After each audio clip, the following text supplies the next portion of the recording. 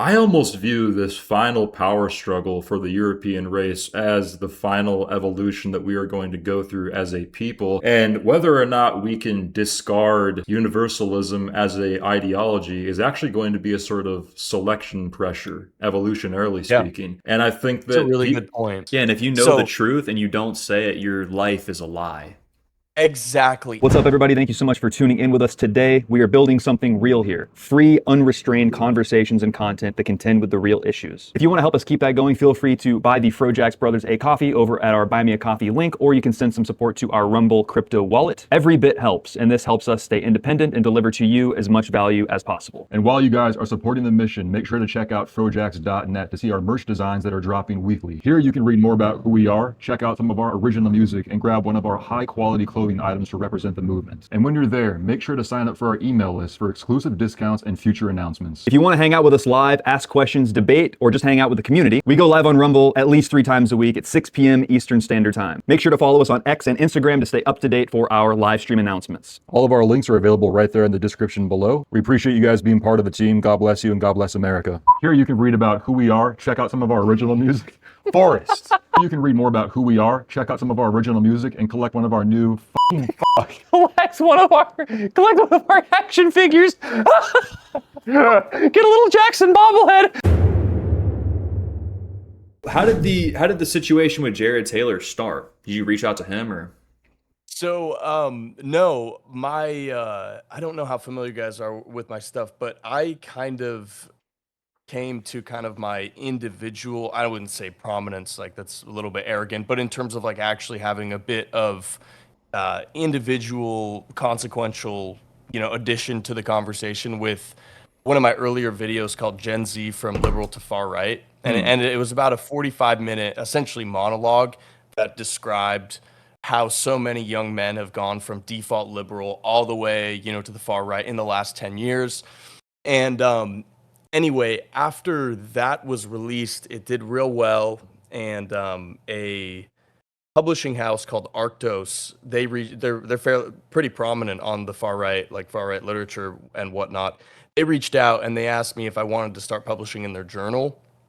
And so I published that essay in their journal, and it ended up becoming like their most like widely read essay that they've had. And it was it was like 8,000 words, but I condensed so much because it's a decade, right, into 8,000 words. And I had the idea that I could drag it out, into a book and still really bring forth the evidence rather than just kind of the presumptions and conclusions. And I wanted to do it right. And anyway, so I got a publishing deal with them, and they are friends with Jared. And so I had done Kevin DeAnna's show, and Kevin works for American Renaissance, which, Jared owns. And I remember it was before, I guess we had just concluded the show, and there was a kind of a rush. I wanted to get the book out as fast as possible. I wrote it in like 2 months. And just to kind of solidify it, in the kind of zeitgeist of things.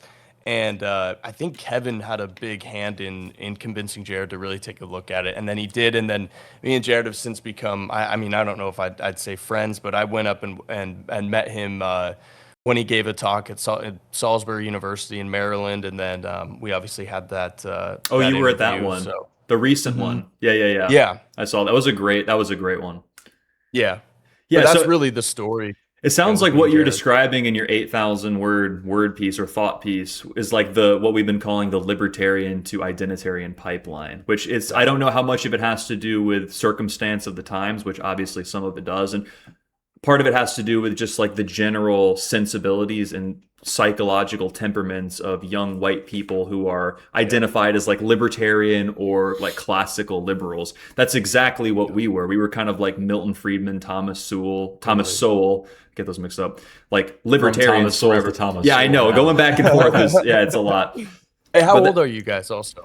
I'm 31. He's 27. How old are you? I'm 27 as well. Okay. Nice. I was wondering. Yeah, very good. I think a big reason why we've seen that happen is because there is no political infrastructure for that point at the starting line. Like, if you want to be a libertarian nowadays, where exactly do you go? I mean, there's some like low-level student unions or student bodies at different universities and things like that, but there isn't like a large-scale political infrastructure for people who start out that way. So that's why we see that momentum going alongside that pipeline. We see a lot of identitarian people who used to be libertarians. So I think that's definitely a common trend. I've seen it. Have you also seen that in your experience as well?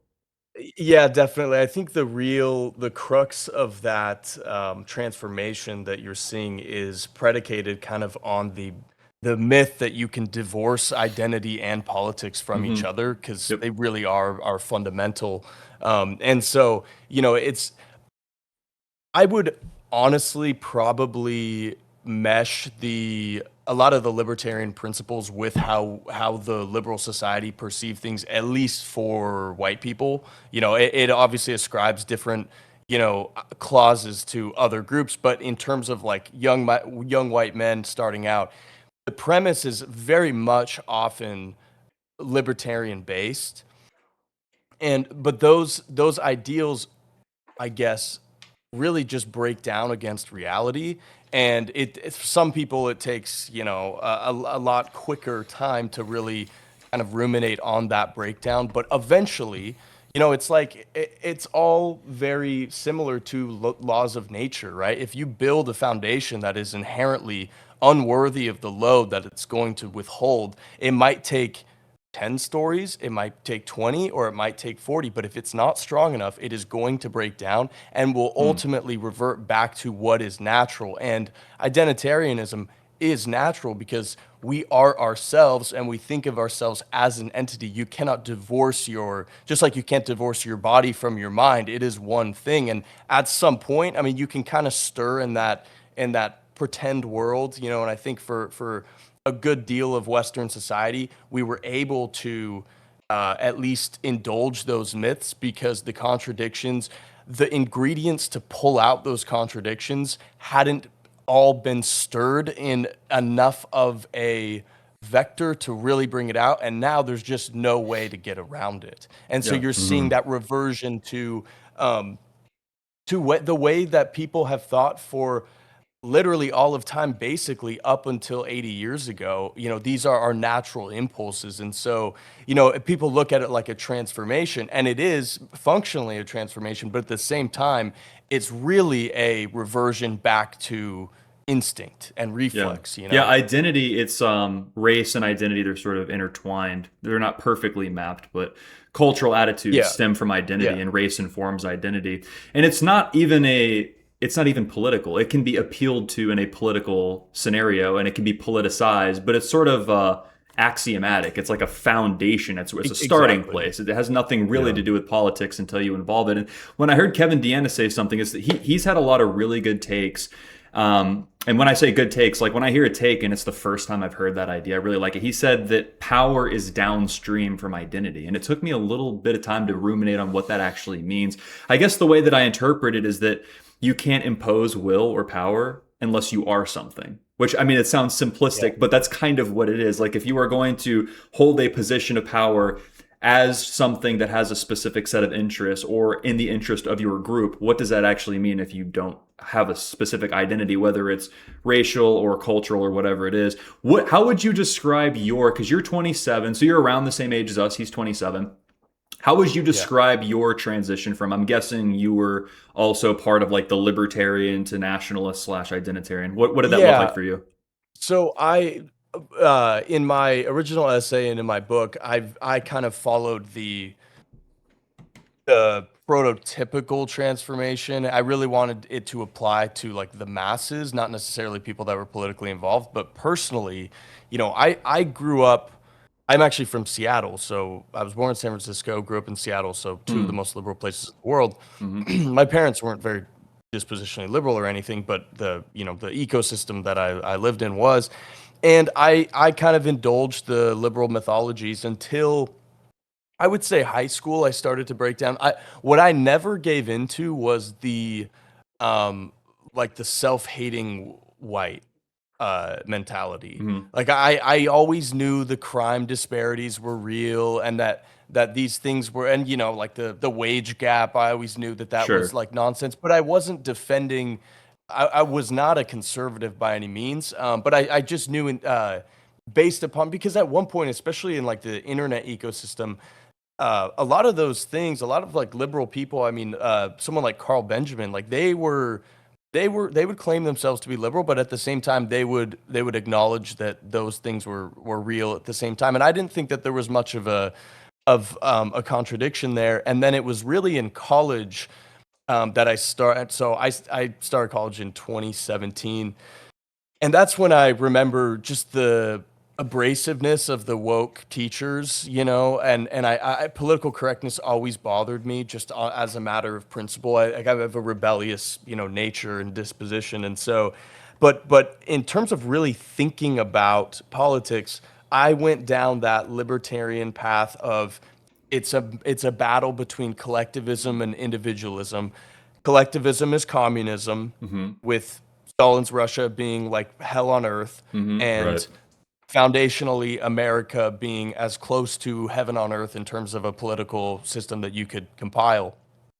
And I think slowly over the years, I would say by probably, I mean, the coronavirus and everything that happened, I mean, that's such a turning point. But Yes. Yep. you know, even at that point, I still felt my classically liberal proclivities kick in and basically say, no, the answer is to just be rationally Free apathetic to marketplace of everything. ideas. Yes, Right. yes, Right. yes. But Right. once I accepted that wasn't a viable option, I veered more into, okay, well, you know, to even draw from what Kevin is saying with power being downstream from identity, power is not arbitrary. Our ideas of power are like, you know, the fake Hollywood nonsense, like a tyrant that has no motive besides like making people suffer. That's very rare, actually. And when you realize that power will be exerted by somebody, if you're Yes. right wing, the hierarchy will exist. And once you come to terms with the fact that that hierarchy will exist, you know, it's a combination between, you know, Pericles saying like you may not have an interest in politics, but politics will take an interest in you. And I think it was Thucydides basically that, or perhaps Plato, that said, and I'm not some like crazy scholar. I mean, these are just a few quotes. Sure. But you know, where he said like, you know, deciding not to rule, like your biggest punishment will be being ruled by people inferior to you. So once I understood that somebody is going to wield that power, it's almost like you are forced to enter that realm of, okay, you know, whether I take it myself, I want to be part of a faction that is moving towards something that I agree with broadly. And so Yes. that's kind of, you know, the sequence of how, I mean, kind of more abstractly, but I could certainly go into greater detail if you guys want, but Absolutely. I mean, we have a very similar story. For me personally, I think I had a very similar experience to you, and there were different milestones along that way that created certain epiphanies that I had, largely involving realizations about power. And so I was reading libertarian economic material when I was like 14 or 15. Now, I was really a libertarian up until age 25. And even back during COVID, while I was still more of like a classical liberal kind of thinker, I, similar to you, wasn't internalizing that anti-white rhetoric. I wouldn't accept it. And I used to think that it was on the basis of me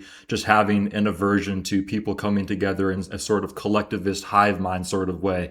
Very similar to your story. I was a hard-hearted individual. I believe that everything had to stem out of that without realizing that individualism has really only existed for like a couple hundred years, right? And it was Europeans that largely incorporated that into society.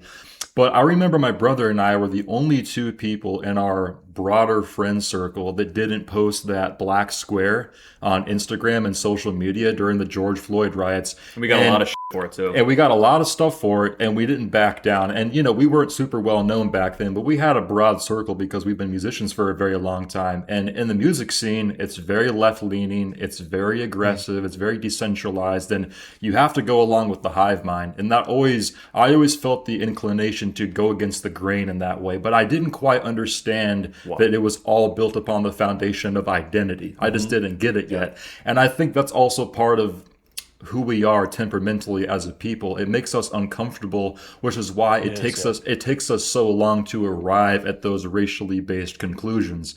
And so I've had a very similar story, and the main realization I had about power was that it's not a question of whether or not power should exist. Power is a constant variable that flows alongside the universe. It's a question of who wields it and who occupies those positions of power.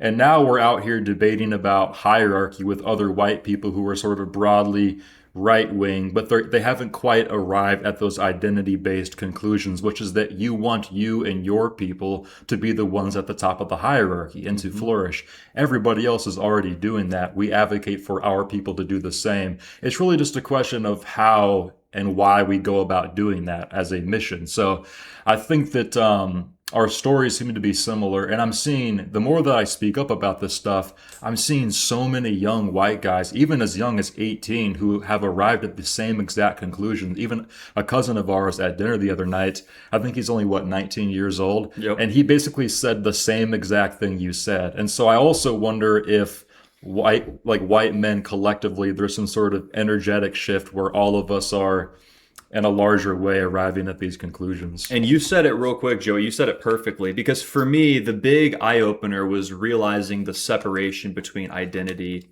and, I guess, ideas. Because I didn't think that they were separable. I thought that ideas, and in some respect they're transcendental, but they do emerge from people more reliably than others. Like, we act as a biological substrate from which, the extended phenotype and ideas and mythologies emerge. And, again, I'm not like this racial purist or whatever, but I do think that race is the most informative of your identity, and it's the one that we ignore the most. And I had this association with collectivism being left-wing, communist, collectivism. That's the thing we have to destroy. And I remember when I first started really thinking about these things is when Andrew Wilson came out and he was debating people about the woke right, which was a term.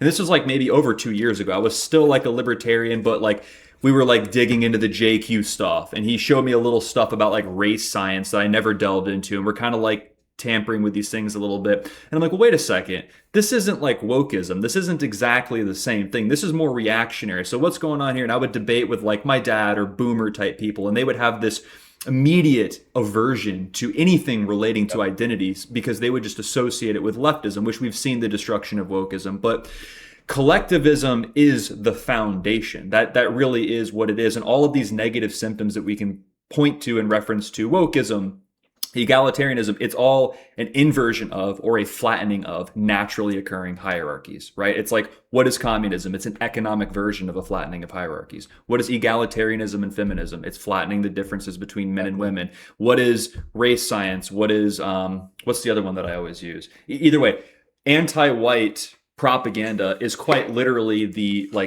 pinnacle of that too, because a straight white American man is quite literally the highest point of the dominance hierarchy, and that's why we've been hated for so long. And some of it's reactionary, some of it's kind of shock jock, but I think that it is important that in order to restore order, we have to accept all of these brutal facts of reality, and we have to push back to the top and take control again. Well, one thing I noted and noticed was the fact that I think so many young white guys actually have that libertarian disposition because they know in a true meritocracy they will ascend to the top. So it's as if like that's a subliminal way to exert their will to power. And what the real conclusion to draw from that is that everybody is trying to, exert their will to power, either as an individual, as a collective, whatever. But what my book is, and I'd be happy to have my publisher send you guys some copies. Please do. Yes. But I really avoided trying to offer real solutions at this time. What I wanted to do was destroy all of the liberal spells, because I mean, I'm probably preaching to the choir here, but basically, if you think about it from like a medical perspective, if you do not get your diagnosis right, your prescription cannot be at least fully effective. That is the most important thing to do, is to analyze what is actually happening, what is going wrong, and why, before you even try to implement some type of solution. And the first step to doing that is kind of, as you said, coming to terms with these realities, even if they're extraordinarily uncomfortable. And I think, what will probably happen is that whatever this movement is, or hopefully it ascends of its own accord. But even if all it does is shatter the force field around these ideas, and it allows the next generation or whatever to not have this allergy that certainly the preceding generations have, that will be a pretty significant success. Because if we're still, I mean, I saw this out of Nigel Farage with the Henry Novak murder. He says in his video, he says kind of all the right things, but at the very end, he basically goes, and he even addresses like, the anti-white stuff needs to go, but he reverts back to, and this is why we need like a colorblind meritocracy, and that That's the problem. still is binding, and Yes. you just have to get rid of that, and that's. I mean, I know it seems so obvious once you're kind of inoculated with these ideas, but like individual, even collective preference does not, for one thing, does not necessarily allocate hate to something else, right? Like you can be individually prideful of whites as a collective without being hateful of the out group. And that's actually one thing that I don't know if you guys listened to the full Jared Taylor interview, but that's one thing he talked about, which is basically like trying to explain that these ideas are actually fairly benign once you get past like the liberal reflexes and things like that. Benign in the sense that they don't ultimately lead to something catastrophic by their own nature. They have like almost self-limiting principles within them. They would have to be corrupted afterward to actually go to something, that took it in a direction that's particularly unpalatable. Yes. 100%. Well, the real difference is that white people are the ones that are attempting to, and have been attempting to for quite some time now, to play by the rules of a colorblind meritocracy while everybody else is working as collectives. But the great irony is that individualism as a philosophy and as a sort of political strategy exists because of the greatest version of collectivism, which is European. That's really where individualism comes from. So that's the great irony, but that also helps one realize that individualism necessarily can't be the starting point, because we come from collectives as people. And you also made a very important point there about the notion of hate. When people start talking about identity politics on the right wing, they have a very emotional knee-jerk reaction to when white people start collectivizing because of historical grievances.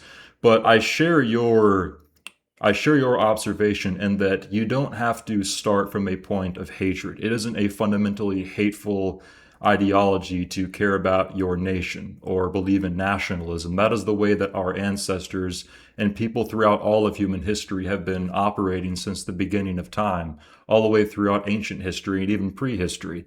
It's really only white people that are expected not to do that. And, we can talk endlessly and complain about the racial double standard that has been foisted upon us, but I think the uncomfortable truth here that some people may not want to say out loud is that when white people choose to ditch meritocracy and start acting in accordance with their broader collective racial group, that's very intimidating to a lot of people, right? Because white people on some level, I mean, we have the majority of billionaires, we have the majority of capital. Well, in America maybe.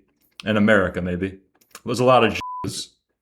Okay, maybe not. But look, there's a lot of. I think we're still like 70% of the billionaires, are we Yeah, not? of course. I mean, probably. I'm But- just saying, like, per capita. Yeah, per capita certainly not. Per capita will not strike again. Not per capita, but I mean, in this instance, the flow of human capital doesn't matter. But the main difference is that a lot of successful white people still behave as individuals. And so I think that if we can see a sort of identity-based centralization of those resources, we can kind of begin to push the tide back in the other direction. Yeah, that's like a white pill I've been beginning to sort of like tamper with, is like when you realize this stranglehold, this disproportionate stranglehold that Jewish oligarchs have on our nation and a lot of other places.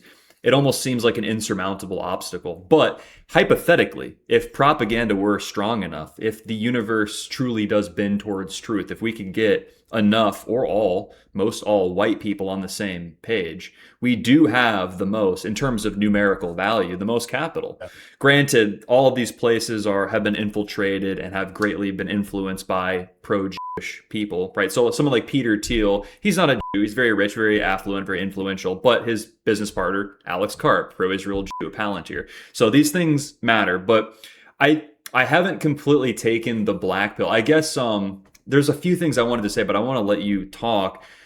What do you I guess what would you say is sort of like your predictions for what happens next or what needs to happen? Because you've acknowledged what the problem is. Have you started coming up with what your solution might be?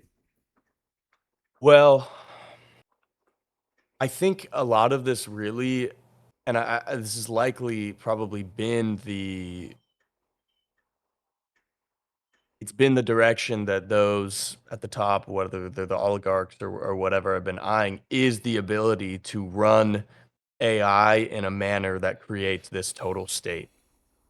And so, in actuality, I think we are basically in a race against that total state and the takeover of at least one prominent Western government before that happens. I don't know what I mean, I can barely work Discord. I don't know when that's going to be or what, but at some point, we're going to, within probably the next 5 years, it's going to come down to a matter of, can we displace the current governmental system entirely? Or are we going to be basically perpetually trapped in that total state? It is one or the other.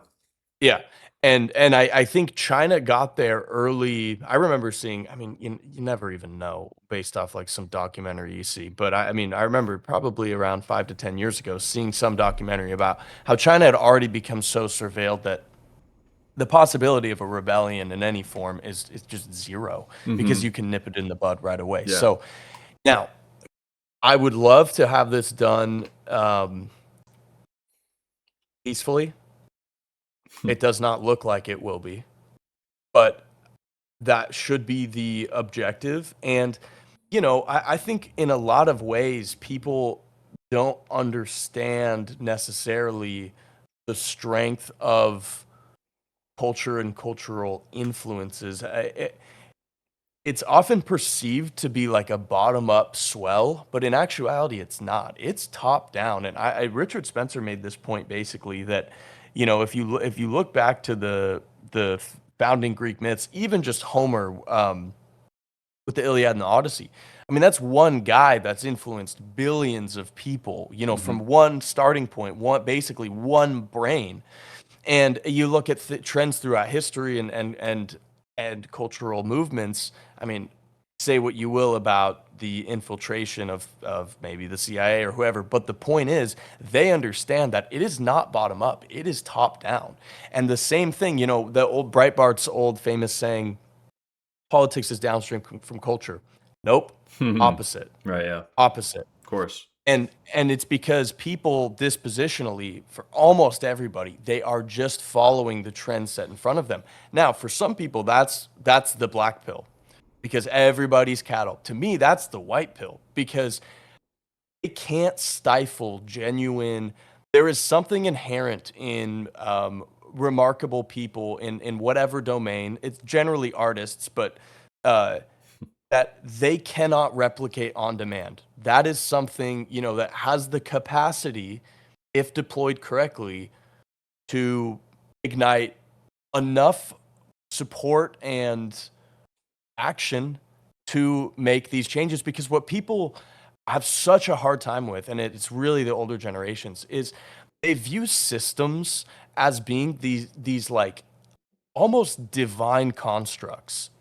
Like, the law says this, therefore that is reality. That is the guardrail of reality. And I don't know if you guys remember hearing that old like Steve Jobs quote where he basically says like, once you realize that all this stuff you call life was made up by people no smarter than you, you realize that you can change it. I used to think that was kind of nonsensical. That's exactly right. And it's exactly right because we should not defer to systems for their own sake. I mean, Tucker Carlson was talking about this a long time ago with Ben Shapiro regarding capitalism, and this, he got a lot of heat for this. This was probably 5 to 7 years ago when he said, "I don't serve capitalism. If capitalism stopped, helping achieve the metrics that I want for a good society, for all the above, then it goes away because these systems serve us. We don't serve the systems." And I think that's what's really breaking amongst the younger generations, is that divorce from, well, that's just the way it is. Right. This No. religious allegiance to ideas. Yeah. Exactly. And as if it's not malleable, and people will, it's funny. It's like people will disregard even this type of discussion as being idealistic. And I just think that anybody that does is basically really being pessimistic, because it would require a lot of work, but it's not fixed in place. Now, the AI stuff really concerns me, because that could, solidify things Right. in It's in the unprecedented. approach. We have no idea. Yeah. Right. And also anybody, people reference so many old sayings, quotes, whatever, that basically replicate, like, oh, the youth of today, act in, they're insolent, or whatever, and that's from 500 BC. No, we really are in different territory. I mean, the modernity is a completely new realm, and all that we know that applies is basically human nature and the human condition. That's it. And if we're going to start try and basically say that, AI or the internet, even for a more benign example, is the same as the printing press, no, it's not. It's just not. Yeah. Maybe sort of in kind, but the degree, I mean, it's hundreds, thousands of times different. And so Right. you can do both things at once, right? Like, you can understand that systems are not, these divine commandments, and at the same time understand that we're in uncharted territory, and we need to acknowledge that, while also understanding that we can change things to fit more in line with reality. And that's to bring back what I had said originally, about destroying the liberal mythologies, is my true interest is creating as structurally sound of a societal foundation as possible, and building from there. And it doesn't matter how uncomfortable some of that admixture becomes. That is the most important thing to do. That's more important than, even an identitarian allegiance to your people. Is that important? Of course. But the reason why the actual truth of the matter is so much more prominently important is because, like I said before, you might get 100 stories up and be fine, but at some point, that will crack. And then you never know how bad that crack is going to be, what it's going to manifest to. So as we get back to the realities of nature, that really needs to be our focus. And I see that on the right. And I've made this argument before many times, is look at the average. I mean, you guys, even yourselves, me, almost everybody that has gone on this political transformation, let's say just over the last decade. What have the liberals been doing? They've hated Trump to the exact same degree for the exact reasons throughout the entire time. We are actually evolving in our thinking because we are interested in truth, actually. And that delineates us from fanaticism, I think, because I actually don't care if Asians and Jews have higher IQs than whites. Like, I don't care. I just want to know, what is it? You know what I mean? Right. And I think that really does separate the far right in terms of our quest. Yeah, there's a lot to respond to there. But everything that, or anything that is interesting or new or revolutionary, is going to be perceived by the masses as unrealistic or idealistic, as you put it, until enough white men get into a room and start working on a plan. And that specifically is what I view as the antidote to everything that you're describing, because it is true. There is this sort of space race momentum that is happening within the technocratic oligarchical circles of trying to consolidate their power with AI. And it's going to be like the Industrial Revolution times a million, to the power of infinity, because whoever is wielding that leash at that time is really going to have an infinite level of accessibility to resources of all types. And, I agree with you, the clock is ticking, but I view the antidote to that as being white people collectivizing on a tribal basis. And some people might see that as being too low resolution, but I really do think it's that way. Because what is the explanation for why there is such a concerted propagandic effort for white people to not do that? Because that is exactly the main ingredient to the recipe of interfering with their power. And so it is multivariate, but when you break it down and juice it down to its most simple level, it is a tribal phenomenon, I would say. I agree. By the way, I totally agree with you. That is what I see as like the first actionable thing. I just mean, broadly, there's of course more elements to That makes it's multivariate for sure. I agree with you that in the long term, if we're going to see any sort of meaningful political change, it's going to be in a video game, probably not so peaceful. In the short term, to even arrive at something like that, I see two main obstacles to overcome. One of them you sort of already mentioned, which is this sort of like measured milquetoast, straight white guy version of hitting all the rhetorical talking points. Millions must go. Oh, if you import the third world, you get the third world, or whatever it is. And then at the end saying, this is why we must reinstitute what the founding fathers said, a colorblind meritocracy, which essentially only exists if you're a white person. The second obstacle, now I guess in reference to that one, that has to be just like explode, like put in a rocket ship and sent to fucking outer space, because it's a big problem. Because I see a lot of these big guys, like, who do right wingers watch? If you're not watching Nick Fuentes or Right of That, you're watching like Matt Walsh, if you're like a boomer Republican, which for all intents and purposes is a smart person, but also works for a Jew who's pro-Israel explicitly and implicitly. He's a paid propagandist for Israel. And then he'll hit all the talking points. He'll say, oh, this Sudanese guy chopped the dude's head off. These fucking brown people. He'll hit like all the things, and then he'll say, oh, well, we just gotta we gotta rise above and be like, it's a limited hangout, right? In every exactly, it satiates that desire, yes, but it doesn't actually bring anything forward. Correct, and that has to be abolished, because people will get their needs met with that, and then they'll take it no further. They won't join a group. They won't get involved with RTTL. They won't join Patriot Front or any of these groups that we know people from those groups. They're actually materializing. We this is where things start. Now that's the first big obstacle. The second one, now I don't know where you stand religiously, but this is one that Jackson and I have tampered with and struggled with greatly for quite some time. Me personally, going back even further than my political transformation, is the Christian thing. Now, we are not anti-Christian, but we are not Christian. We identify currently as deists, both of us. The universalism is actually part of that like liberal belief set that you referred to earlier. It's that universalist, colorblind meritocracy that's actually leached its way into the symbology of really white religiousness, because that's what Christianity is. It's white people being good people. Because you go to anywhere else in the world, and even if they're self-identified Christian, they're not the same. Like, they're just distinct from Europeans or American white Christians. That's a big problem, because a lot of these conversations we've had with, whether it's boomers, whether it's non-white people, the problem is with white people that get everything, like our cousin or friends in our circle who are young, and they get every single problem that we've just spoken about, and they would agree with everything leading up to this point. Well, there still is something that exists outside of the observable laws of nature that's accounting for making this universalism actually something that's possible. They're latching onto this desperately.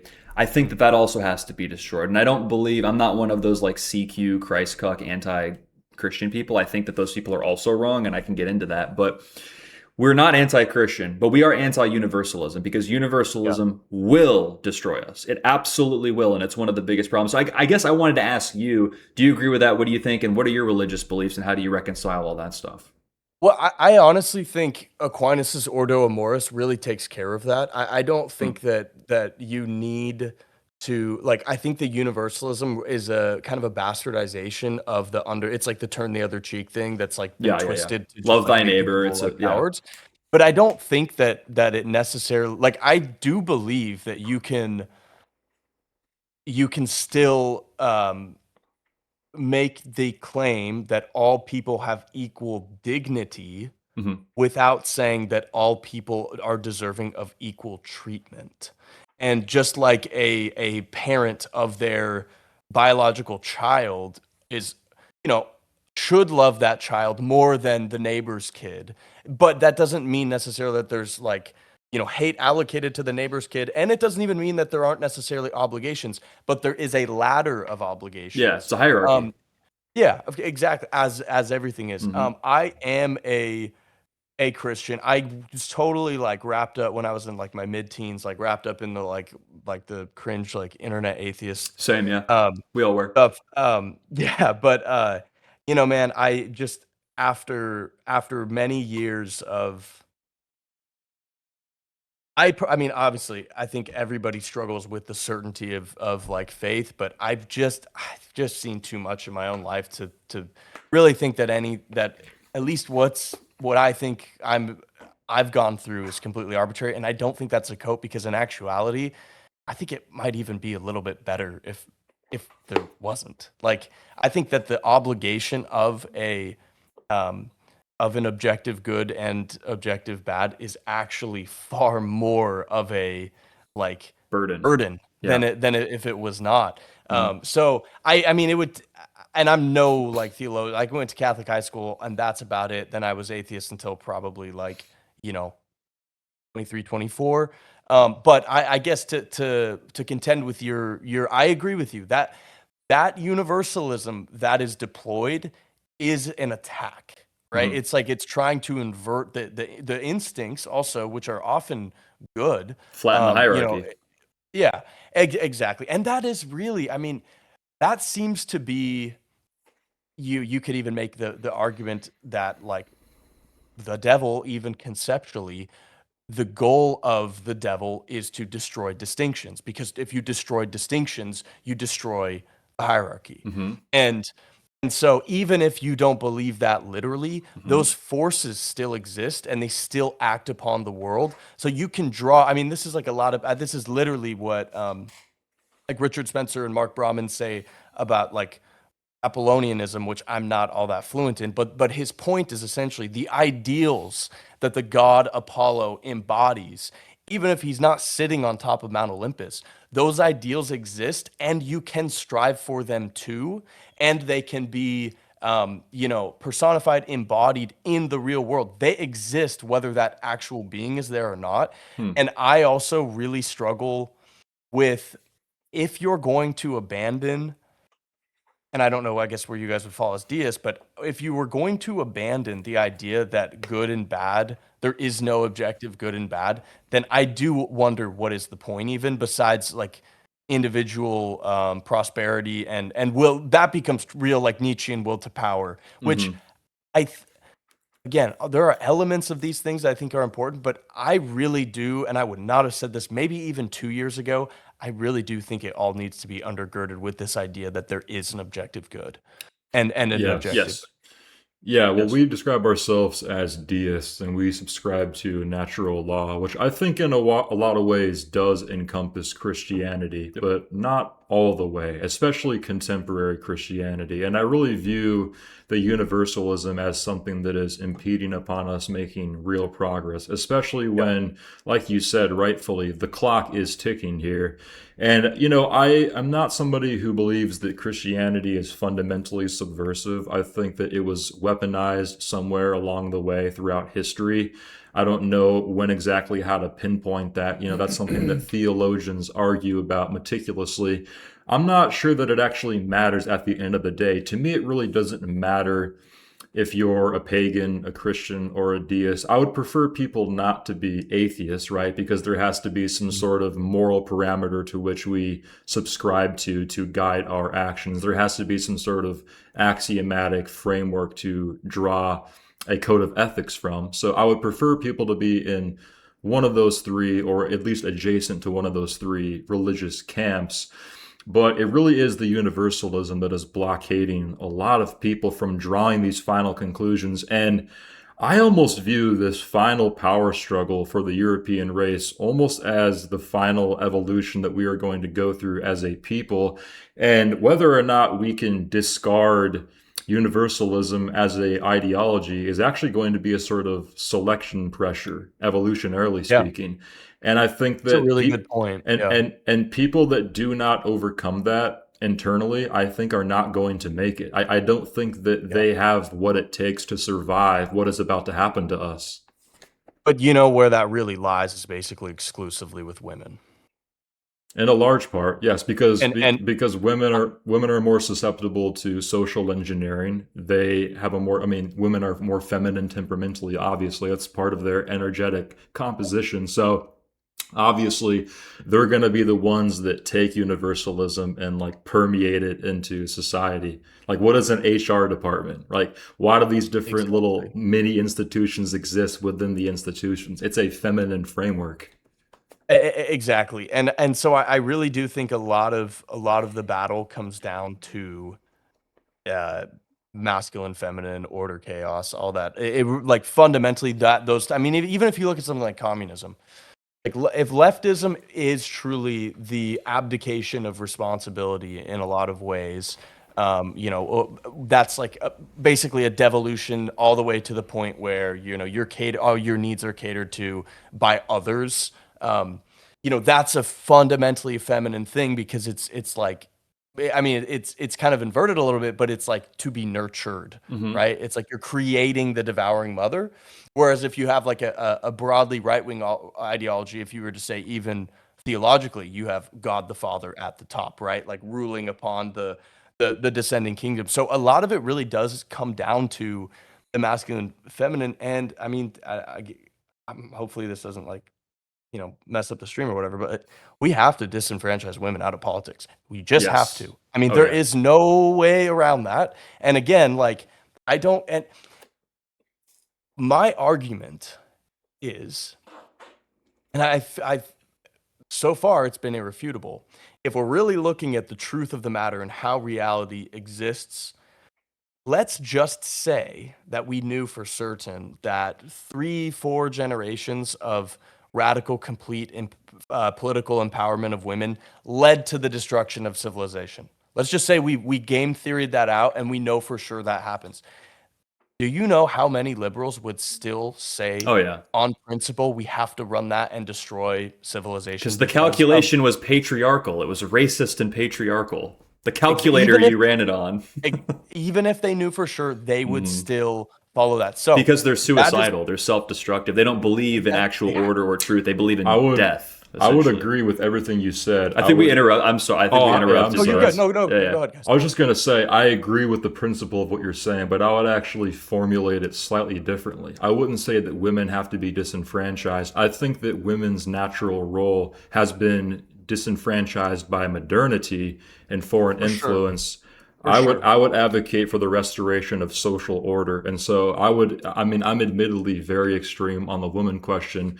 Once again, not because it starts from a place of animosity, Because we want it's, banana bread. it's because the restoration of social order is a moral good. And so I would say women don't need to just be disenfranchised, they need to be punished. Necessarily in the interim, while we're restoring order, I think we would have to be very harsh because it's like you said, Yeah. we've given them freedom, and you can draw upon similar examples. We've given black people freedom. We've given brown people freedom. And I always ask people this in debates, what are 1, 2, or 3 tangible benefits we have received as a society as a result of, in an unprecedented manner, in an egalitarian manner, giving freedom to women or all these non-white people? We don't gain anything. It inverts these eternal hierarchies and leaves people who would otherwise in an actual meritocracy be successful. It leaves the actually competent people more disenfranchised. It's an inversion of natural order.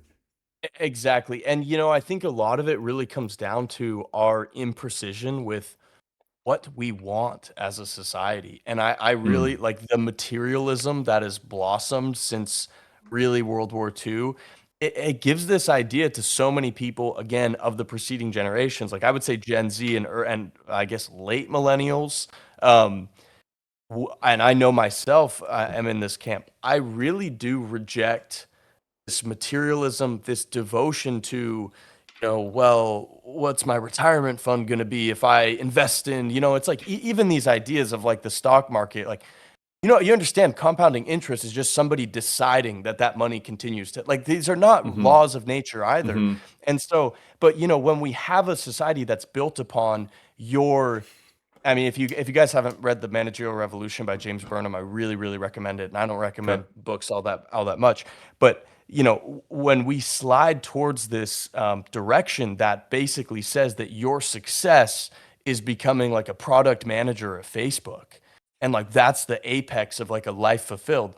One, we know by the results that doesn't fill the cup of whatever your soul needs, right? So we know that for sure. But if we can again bring things back to the point of what is prosperity, what is success societally, then we can actually set up systems and fundamentals and guardrails that push people toward living in a way that at least provides them with the they will have their thirst quenched in those regards, because I know and I felt this myself, like hedonism, materialism does not do it. One, we've known that basically forever, but we still chase that as if it is the apex good. And how many people, how many rich, famous, whatever people have you seen that do a podcast interview and they explain to you it doesn't do it? The fame doesn't do it. The money doesn't do it. Whatever, it doesn't do it.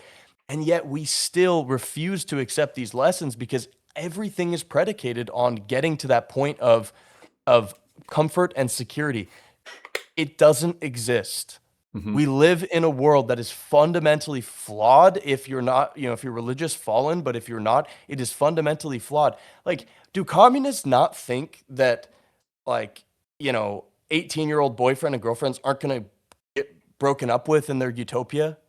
You know what I mean? Like the rejection of the human condition that is so intertwined with all these political ideologies. It's like, that's why understanding the human condition and the baselines of reality is what is so important, because unless you get that right, you're going to get defects down the line. And so to your point, social restoration, all of that falls into line. But again, like if you were, I kind of feel like I sound like a fraud if I put it in like theological terms, but if you were to say like what feminism did was the same thing as like what Satan did or the serpent did to Adam in the garden, you can be like God too. You tell the women you can be like men too, right? When in actuality they differ in kind, and there will never be that coalition, and so, but if you can't at least come to terms with the fact that those differences exist, that's why the distinctions matter, then there's always going to be that eternal battle and eternal chase.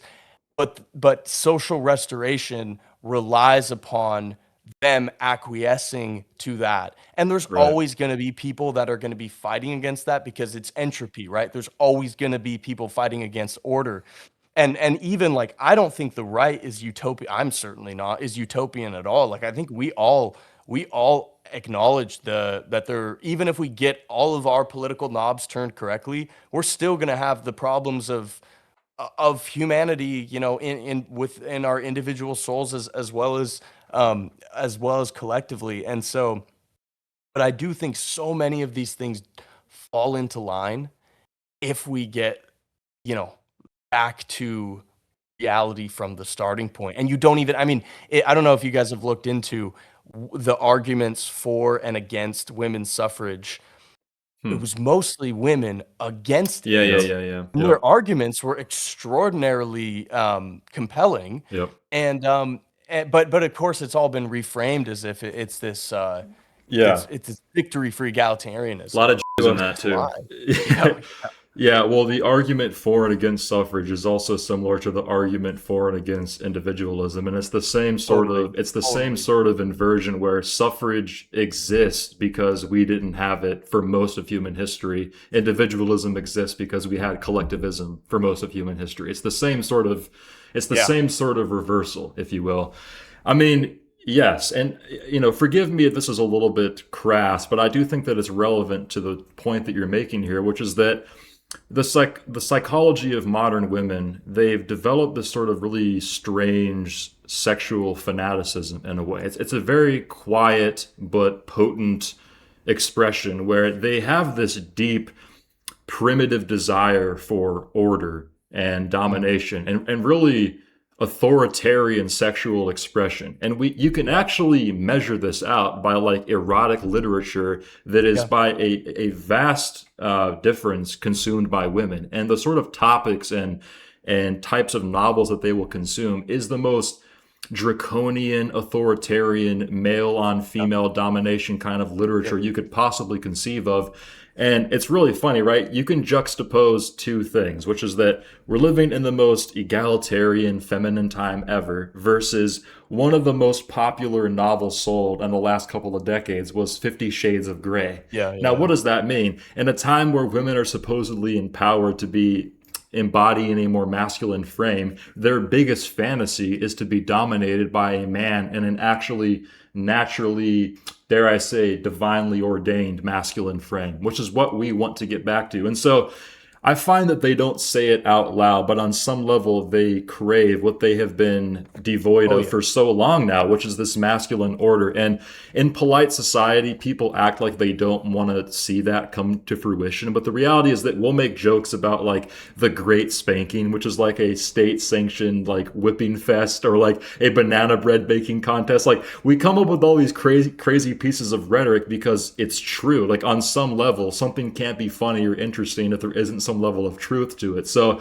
I think women, they've actually been the ones that have been wronged by all this, because order is what protects and nurtures women and children. Without that, we see what we have right now, which is a bunch of women on SSRIs, running HR departments, single without kids. And the biggest point that I try to make to my audience, because we have a lot of young white guys that listen to us, a lot of guys will go down the incel route and begin to resent women for all these problems that come downstream from feminism. But the problem with that is that that isn't a final solution. We have to figure out how to lead ourselves back to a more symbiotic relationship between men and women. And you're right, feminism is responsible for getting us here in the first place. It's just a question of how we can reverse that. So how do you think, I mean, I'd be curious to ask, how do you think we could actually reverse something like that?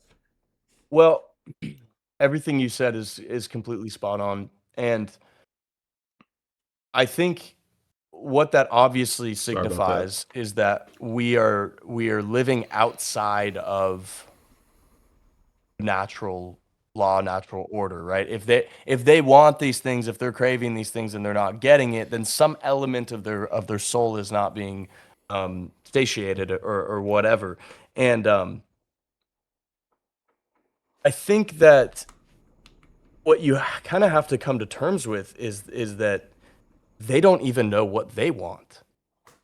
And they and in fact, it's probably a selection. I mean, you know, I'm sure many have said this. It's a selection pressure in itself, because if they have a still target, then nothing progresses. Like they are the catalyst for progression, because if there's a state that they can just be perpetually satisfied, then everything stops. Everything stops at that. And so they almost need to be, you know, if not unhappy, unsatisfied marginally, to keep things pushing forward. Now,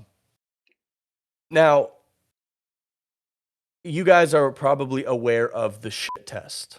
Mm-hmm. I did not know. I'm 27. I did not know this was a thing until maybe 3 or 4 years ago. Mm-hmm. I had no idea. And I had no idea that anybody's brain could operate in that manner. And I'll briefly explain for anyone in the audience. Basically, women, girls even, I mean, this happens very young. They will start to basically test men that they're with in a way. Maybe they ask for something that's demeaning or whatever. Not because they actually want it, but because if you give into it, that actually seeds you as unworthy, not strong enough, and they often don't even know that they are doing it. Yep. And Carl Benjamin and many others make the point that a lot of the feminism stuff is a societal shit test that our ancestors basically failed, and it always should have just said no. No. And the sad thing, and I mean, there's a reason why, you know, you have to look at this stuff paternally in the way that you would treat your child. It's like if a child does not have the wisdom or intellect or experience to know what's good for them, and you do, it's your responsibility to uphold that even if they aren't happy about it. And to your guy, I can't recall who said it, but they will simultaneously crave that order while voting for the very people that refuse to give it. Because Right. there is this struggle, and the only way. So when I say disenfranchise women, I mean that's a very broad statement. But I think what we really need to do is sell them on the idea that being a woman is not being a defective man. Right. It is its own thing with its own value, its own purity, its own divinity, even that they should want to embody. Because once you can convince them, to actually desire that placement in society, that competition goes away. That competition of would you treat me this way if I was a man or what, you know what I'm saying? And what is all of that? That's a attempt to destroy the distinction. Yes. And once we reaffirm that, but I do think, I mean, look, I have plenty of complaints about the modern woman. I could go on, but at the same time, I do, and I really understand the reflex for people to just, be very intolerant, I guess, Right. to that behavior and that Right. disposition. But if we actually are interested in winning and not complaining and not platitudes, we're going to have to find a way to sell them on it. And a big way that happens is replacing, again, people really don't, you guys sound like you do, most people don't understand power. If you were at a high school and you wanted to if you wanted to convert as many people to far right politics or whatever as possible, most people would think you start like a Turning Point USA chapter and you hand out flyers or whatever. What you would actually do is convince the handsome quarterback of the football team to be, far right, and then it matriculates down. And when that happens, obviously it's just a simplistic example. When that happens, then the women understand that the highly desired men, they're molded to that, and so it doesn't start from logic and first principles with women. We actually have to recapture the culture, and then all of that falls into line naturally because it's in line with the natural law, natural order. That makes Yeah, sense. it makes perfect sense. And I'll let you jump in here. I know I was going for a little bit there.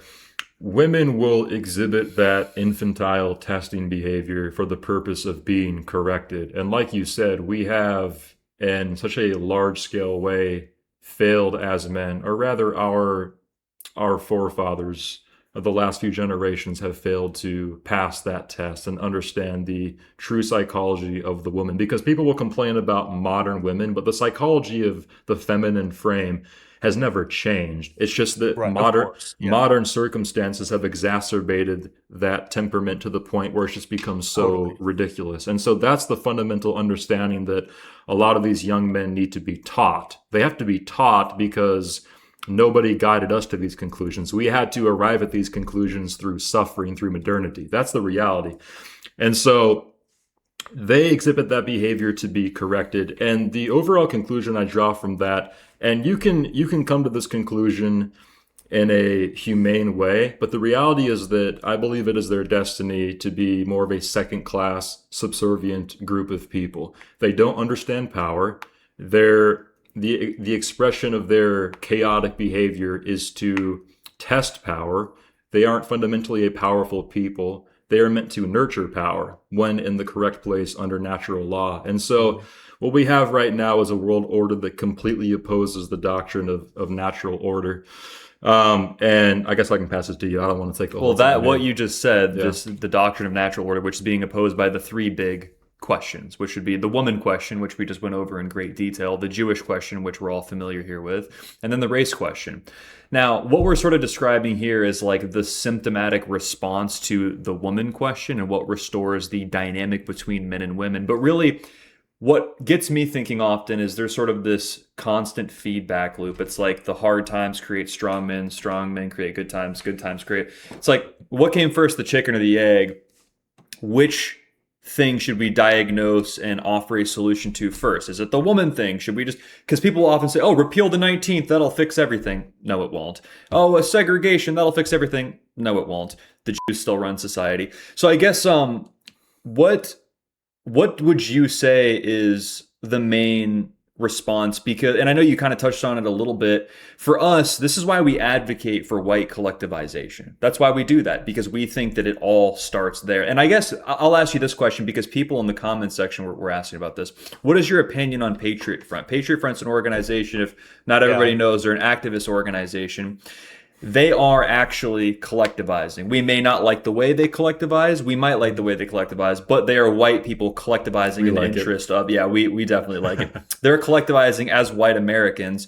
And I think that is the response. It's less about like, oh, women and, repeal the 19th, or just like saying on the internet. It's like, let's put boots on the ground and like get shit done, create business infrastructure, because it isn't just activism, right? It's like, what are we really afraid of? So I lost my job in July of last year because I started posting about like Israel, like not even racialist stuff really, like immigration.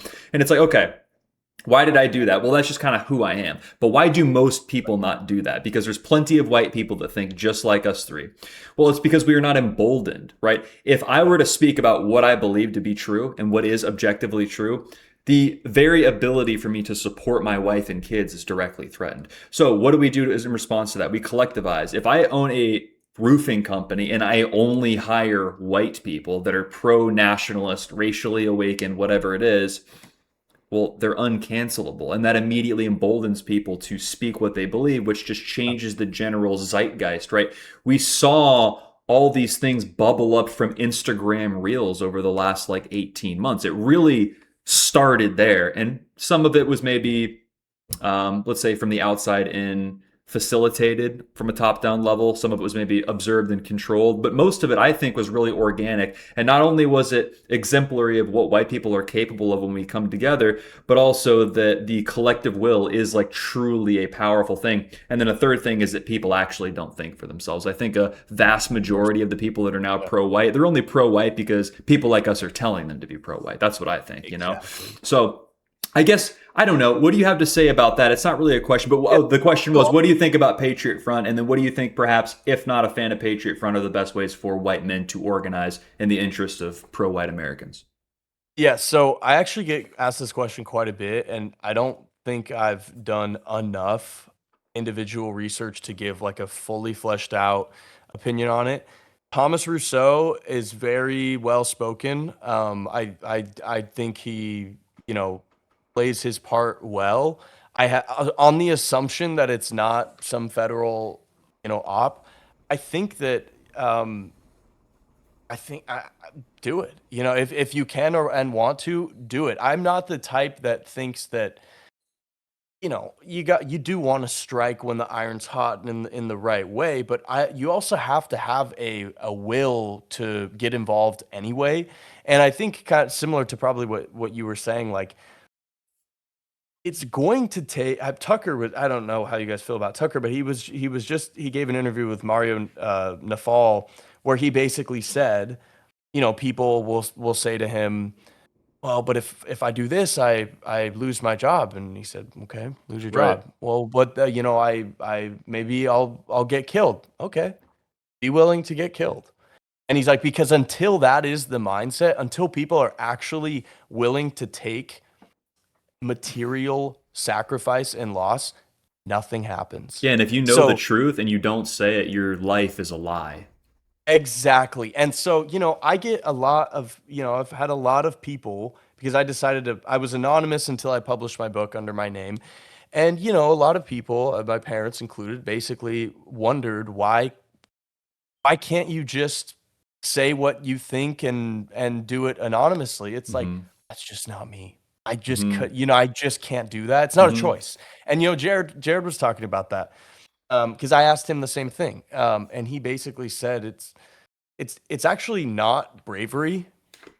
It's just like obligation. It's not me, and it's an obligation. Yes. So it's just like it's a duty, and I bet you guys feel the same way. Yep. And it does empower a lot of people for just people like us to put our name and faces to these ideas. And, you know, I don't mean this literally, though it may be literally, a lot of us are just going to have to be martyrs. And it's got to be that important to where we're willing to do that. Or guess what? We already lost. And that's how I feel Yep. about it, which is, I mean, again, like I said, dispositionally, I didn't have a choice. If I thought these things, I knew these things, I was going to say them at some point with my name attached. But for other people, you know, another thing that I think gets lost is going back to this like hyper individualistic culture is everyone thinks that the goal aspirationally should be like the CEO, president, or whatever. We also need to get away from that. And for a just hierarchy to be established where people understand that it's a very select few people that should occupy those positions. And it's also honorable, assuming that the hierarchy is just, it's honorable to occupy the other positions that make it up of just, you know, a participating member in something like Patriot Front. Because a lot of people get swept up in the idea of the glory of it, which is natural and it's a human impulse. But if, you know, if you can really establish, that's why like the fundamentals of everything matter so much. Because if you can establish a robust and true foundational reason why to do something, any involvement is noble, honorable, and oftentimes obligatory anyway. But you know, it's not a matter of like, well, I don't know if I should do it because I'm never going to get to this, be as big as Fuentes or whatever. You know what I'm saying? We need to drop that alongside, and that also starts with that the collectivist mindset of understanding that we're all pieces of this biological substrate. Well said. Yes, the last strong man was an artist, and I believe that the next one will be just as equally. And on the road to that, it will be paved with martyrdom necessarily, as it always has, and as it always will be. Regime change is not a peaceful process. I don't believe in utopia. I don't really believe in peace. I believe in the constant competition for glory and resources and progress, true progress. On that note, as we wrap up here, I would strongly recommend that you look into PF and perhaps even consider signing up. They're doing a lot of really good work. I believe that people who are participating in and investing in white collectivization will be rewarded in a profound way in the near future, or we won't, and we will live underneath a surveillance state where white people are getting raped by third world scoundrels. And so in that situation, it doesn't matter. You might as well sign up. And for the people that are complacent and burying their heads in the sand, they have already died 1,000 deaths of a coward. So it doesn't matter. And we're going to win. We're going to win. That's right. Yeah, Joey, I could keep talking to you for another hour easily, but we'll respect your time and let you go. Hopefully we can speak again in the future. We greatly enjoyed this, by the way. Thanks, Joey. Nice talking to you. Let the people know, where can they find you? Where can they get your book? Go ahead and plug yourself if you want. Yeah. My YouTube channel's The Right Wing Coalition, pretty basic name. And then same thing on X. And my book is called American History Z, Gen Z's Journey to the Far Right. You can find it. It's pretty throttle on Amazon. They won't even display like the photo. You can also get it on my publisher's website, arctos.com, and I think on Barnes & Noble too. Audiobook is also out. Amazon won't allow it to be uploaded, but it is on my publisher's website, no kidding. arctos.com. Yeah, should be fairly easy to navigate, and if you go to my YouTube channel, the links are all there. But that's all I have is YouTube X, and yeah, that's cool. it. Hell yeah. Absolutely. Joey, you're the man. Yeah. Stay in touch with us. We'll be talking soon. I appreciate you joining us on stream today. Nice talking to you, man. Take care. Thanks, guys. All right, brother. Take it easy. Total Aryan victory. Check out FroJax.net.